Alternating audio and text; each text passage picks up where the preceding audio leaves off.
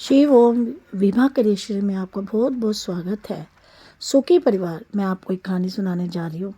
बहनों, परिवार हो या कोई भी रिश्ता, वे तभी चलता है जब अभिमान को दूर रखा जाए। हमेशा मैं ही सही हूँ और मैं कोई गलती ही नहीं कर सकता, ये एटीट्यूड के साथ कोई भी परिवार रिश्ता बहुत ज़्यादा दिन तक नहीं चल सकता। एक कहानी में दो परिवारों की है, जो अलग अलग परिवार जिसमें सदस्य तो एक बराबर थे, लेकिन एक में हमेशा झगड़ा होता रहता था और वहीं दूसरे में बेहद शांति और सुख से रहते थे। ये दोनों परिवार एक दूसरे के पड़ोसी भी थे। झगड़ालू परिवार की पत्नी हमेशा इस बात से अचंभित रहती थी कि जहाँ उनके परिवार में हर दिन कोई ना कोई झगड़ा हो जाता है, वहीं दूसरा उनका जो पड़ोसी परिवार है वो कभी नहीं झगड़ते हैं।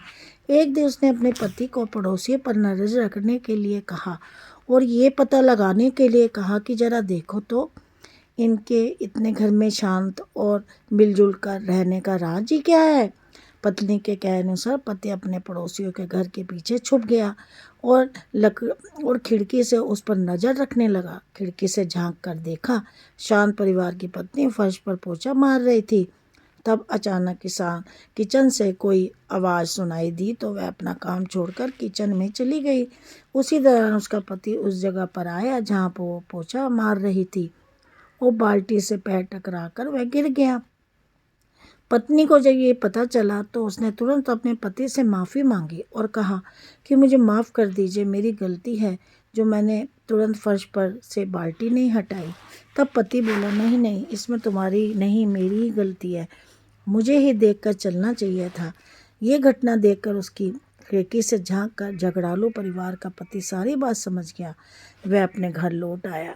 जब उसकी पत्नी ने पूछा कि तुम्हें क्या पता चला, इसका क्या राज है, मुझे बताओ, तब वह बोला, हाँ पता चला, हमारे उसके परिवार में सिर्फ इतनी सी ही बात का फ़र्क है।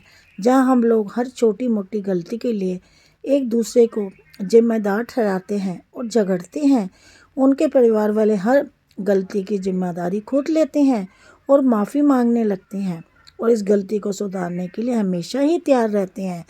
हमें भी अब अपना गलती सुधारनी चाहिए। किसी के ऊपर हमें एक दूसरे के ऊपर हमें गलती नहीं डालनी चाहिए। अब हम भी ऐसे ही बनेंगे।